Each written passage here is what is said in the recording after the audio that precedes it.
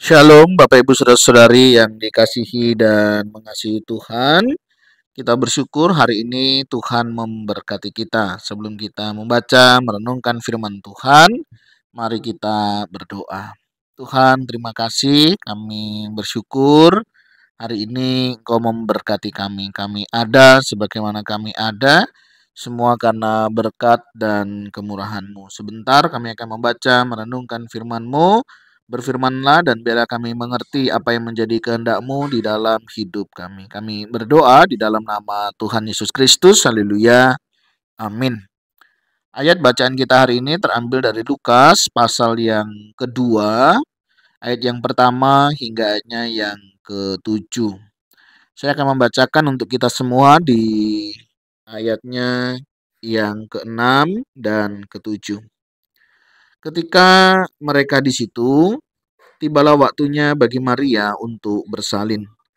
Dan ia melahirkan seorang anak laki-laki, anaknya yang sulung, lalu dibungkusnya dengan lampin dan dibaringkannya di dalam palungan, karena tidak ada tempat bagi mereka di rumah penginapan.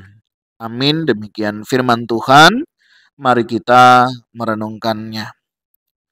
Bapak Ibu Saudara-saudari yang dikasihi dan mengasihi Tuhan, saat kita merenungkan Natal pertama, kita diajak untuk melihat lebih dalam lagi tentang bagaimana Tuhan datang ke dunia.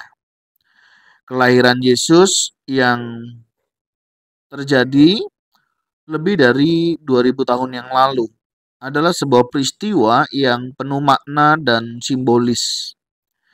Natal pertama mengajarkan kita banyak hal tentang kasih, kerendahan hati, dan kehadiran Tuhan di tengah kehidupan kita yang seringkali penuh dengan keterbatasan. Kasih Allah yang nyata dalam kelahiran Yesus, di mana Natal pertama adalah bukti nyata dari kasih Allah kepada umat manusia. Allah yang Maha Kuasa memilih untuk hadir di tengah dunia dengan cara yang sangat sederhana, yaitu melalui kelahiran seorang bayi. Dia tidak lahir di istana yang megah atau tempat yang penuh kemewahan, tetapi di sebuah kandang yang sederhana, dalam sebuah palungan yang biasa digunakan untuk memberi makan hewan.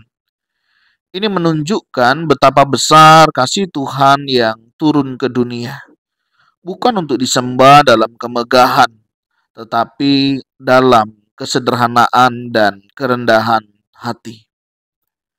Di tengah kesibukan kita, mari kita ingat bahwa Tuhan hadir dalam kehidupan kita, bukan hanya di tempat-tempat besar dan megah, tetapi juga dalam momen-momen sederhana sehari-hari. Dia hadir dalam hati yang terbuka, dalam kasih yang tulus, dan dalam setiap kesempatan untuk melayani sesama. Kelahiran Yesus di palungan juga mengingatkan kita bahwa hidup yang bermakna tidak terletak pada kekayaan atau kemewahan, tetapi dalam kesederhanaan dan kasih. Dunia seringkali mengukur kebahagiaan dengan materi dan status sosial. Namun Natal pertama mengajarkan kita bahwa kebahagiaan sejati datang dari kehadiran Tuhan yang membawa damai dan sukacita, meskipun dalam kondisi yang tampaknya sederhana. Kita diajak untuk merenungkan apakah kita bisa menemukan kedamaian dalam kesederhanaan, dan apakah kita mampu untuk hidup dengan rendah hati, seperti Yesus yang datang ke dunia tanpa memandang kekayaan atau kedudukan. Bapak Ibu Saudara yang dikasihi dan mengasihi Tuhan, kehadiran Tuhan ada dalam setiap situasi. Tidak ada tempat di rumah penginapan untuk Yesus pada saat itu. Dan itu adalah gambaran yang sangat dalam bagi kita. Seringkali kita juga merasa tidak ada tempat bagi Tuhan dalam kehidupan kita yang sibuk, penuh kecemasan dan keinginan duniawi.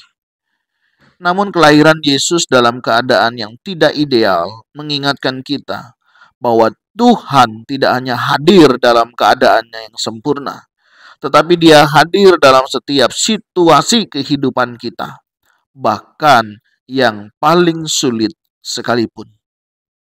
Mari kita belajar untuk selalu menyambut kehadiran Tuhan di dalam kehidupan kita. Dalam kesibukan kita sehari-hari, dalam tantangan dan masalah yang kita hadapi, kita dapat merasakan kasih dan damai-Nya melampaui segala pemahaman. Tuhan hadir bukan hanya pada hari-hari yang baik, tapi juga dalam saat-saat penuh kesulitan. Bapak Ibu Saudara, hal ini semakin menguatkan, meneguhkan kita. Bagaimana mengikuti teladan Natal dalam kehidupan sehari-hari, seperti para gembala yang datang untuk menyembah Yesus. Kita juga dipanggil untuk menyembah dan menghormati Tuhan dengan hati yang penuh rasa syukur. Natal pertama mengundang kita untuk mendekatkan diri kepada Tuhan, untuk melihat lebih dalam makna hidup dan untuk berbagi kasih kepada orang lain. Sama seperti para gembala yang penuh sukacita.